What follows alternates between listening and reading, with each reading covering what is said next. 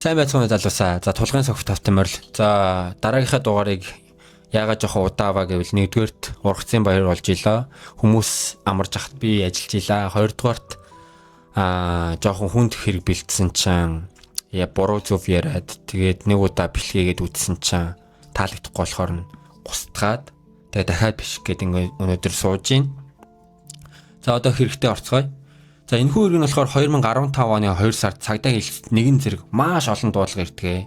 За тэрхүү дуудлага нь юу байсан бэ гэхээр Ханнаан гүүрэн дээр нэг залуухан бүсгүй өсөх гээд байна, амиа орлох гээд байна. Та бүхэн яаралтай хурж ирээд энэ охины амийг авраач, туслаач гэсэн дуудлага байсан байгаа.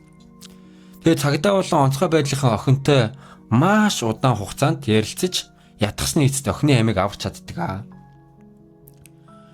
Ийхүү цагдаа нар охиноос юунаас болж амиа орлох гэсэн бэ? Яасан бэ? Учир шалтгаан чи юу вэ гэж асуусан чинь бүр санаанд оронгүй зүйлс сонсдог байгаа. Тэгээ охин болохоор тэгж хэлсэн байгаа цагдаа нарт. Би ингээд 5 настайгаас ахуулаад 15 нас хүртлээ өөрийнхөө төрсөн эцэгт ингээд бэлгийн хүчрхийлт хүртэж исэн.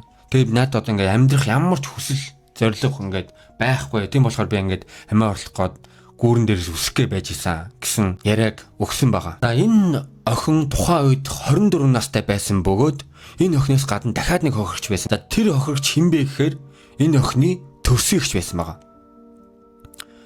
За эгчтүү хоёр яг нэг насны дөрөвтэй байсан бөгөөд түүний эгч нь энэ үеэс яг 1 жилийн өмнө буюу 2014 оны 5 сард өөрийн амиа эвгүүтгэж байсан бөгөөд энэ үед эгч нь бас 24 настай байсан. За тэгээд охтын ээж энэ хүү хэргийн талаар мэддэг байсан уу гэвэл маш хожуу мэдэж тэгээд сэтгэл зүйн болон хуулийн зөвлөгөө авахд охтын эцэгт ял онооход маш хэцүү гэх яриаг сонсоод тэгээд ээж сэтгэлээр унаж архинд орж за тэгээд архи уухгүй бол унтаж чадахгүй, амьдрч чадахгүй айгүй тийм хүнд хэцүү цаг хугацааг туулж исэн. Тэгэд охтын ээж ч гэсэн амиа хорлохыг оролцож исэн боловч ганц амьдрах шалтгаан нь түүнийг үлдсэн ганц охин энэ баг охин доол одоо ингээд санаа зовж амьдрж исэн байгаа. Ийхүү баг охин гүүрэн дээрээс үсэх гээд оролцсон болохоор цагдаа нар мэдээж тухайн охиныг хамгаалтанд аваад юу болсон талаар асуугаад тэгээд шалгаж эхэлдэг. За хэргийн талаар сонссон эмэгтэй мөрдөгч охин болон охины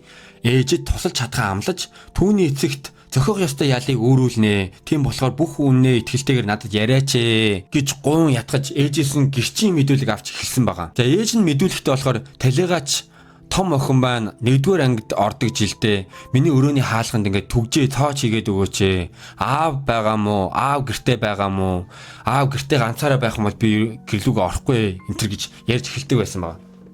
Тэгээ энэ хүү яриаг ингээд сонссон ээж болохоор манай охины шилжилтийнх нь нас нь жоохон гэртээ эхэлчихтэй гэж бодоод өнгөрсөн гэж байгаа байхгүй юу. За энэ хүү нэг өдөр том охинтойгоо ээж нь гудамж явж агаад охин нь болохоор амар ингээл чанга орлоод ухаалтаад унтсан гэж байгаа байхгүй.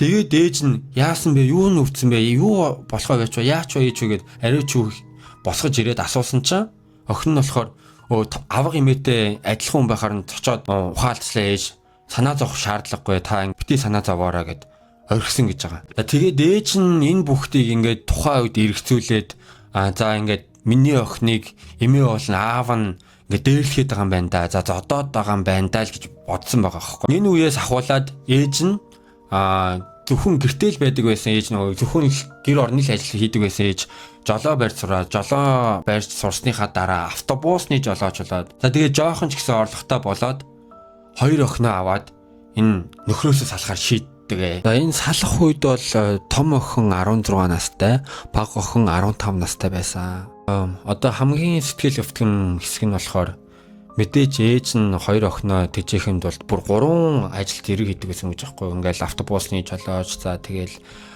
зөөгч мөөгч гэл 3 ажилд эрэг амжилтдаг байсан ч гэсэн нөгөө хоёр охиноо тэжээж чадахгүй мэдээж тийм одоо хангалуун байж чаддгүй байсан байгаа. За тэгээд энийг олж харсан энийг ээжигээ амар өрөвдсөн охин аавтайгаа уулзахаар болдгоо. Тэгээд яагаад гэвэл аав нь мөнгө өгдөг учраас. Тэгээд охины сэтгэл зүйч болон бичсэн тэмдэглэлүүдээс уншихад аавтай уулзах болгонд өөрийгөө биеийн үнэлэгч мэдэрдэг боллоо гэсэн тэмдэглэл хүртэл олддгоо. тэрхүү өө дансанд байсан сая 500 мянган воныг эцэг нь нэг дор өгсөн ч биш. Бүр уулзах болгондоо багаар өгдөг байсан ба охин цуглуулсан мөнгө байсан юм бэл. Тэгээ үүнээс хойш энэхүү ээж том охиноо сэтгэл зүйчд үзүүлж охин нь эмчилгээ авч амьдрах итгэл найдвар төрж нийгмийн харилцаанд идэвхтэй орж байсан ч гэсэн нэгэн өдөр ээж нь ажлаа тараад гэртээ ороод ирэхэд охин нь өрөөндөө амиа орсон байдалтай болдог.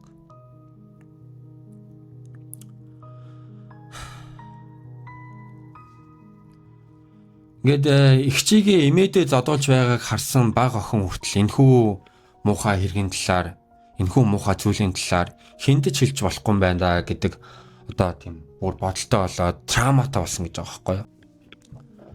За тэгээд цагдаа нар энэхүү хэргийг шийдвэрлэхийн тулд хоёр охины дурсамж, сэтгэл зүйчд үзүүлсэн тэмдэглэлүүд, за тэгээд охидын найзууд болон хурцүүдээс мэдүүлэг авснаар охины эцгийг сэжигтнэр татаад мэдүүлэг авч эхэлтгээ.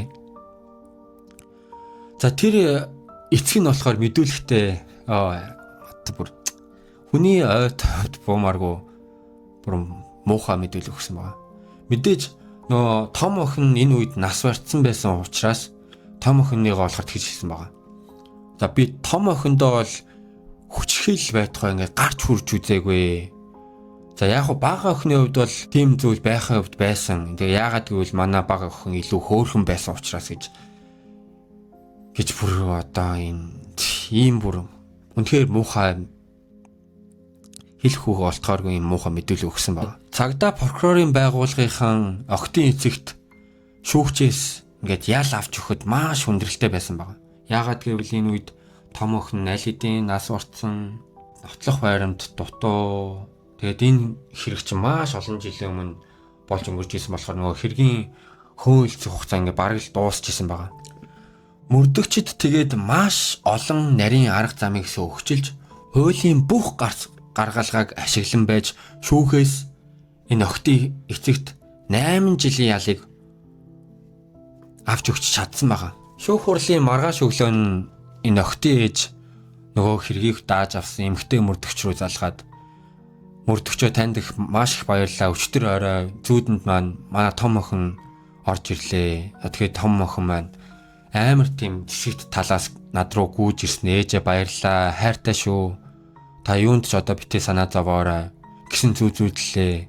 Мөрдөгчөө танд өстой баярлалаа гэд баярын нулимстайгаар мөрдөгч рүү залгсан байгаа. Энэ үеэс хойш ээж баг охин хоёр шинэ газар лөө нөөж шинээр амьдралаа эхлэж ээж нь архинаас гараад за тэгээд ресторанд бүр менежерээр хүртэл ажиллаад тэгээд баг охин нь би ерөөс ингээд цагдаа боллоо. Яагаад гэвэл одоо хохирогчийн ийм зүрх сэтгэлийг ойлгодог болохоор би надад ер нь цагдаа илүү тохирох юм байна. Би цагдаа болох мөрөөдөлтөй боллоо гэд энэ мөрдөгчнөр хүртэл хэлж ирсэн юм бэл. Энэхүү ээж охин хоёр амьдрал нь яг ингэж багч гисэн сайжирсан ч гэсэн энэ сэтгэлийн зовлон шаналлаа ерөөсөө дийлэхгүйгээр даахгүйгээр 2020 оны 11 сарын 1 өдөр харамсалтайгаар ээж охин хоёр хоёулаа гэртээ амиа орсон байдалтайгаар ингээд олдсон байдаг.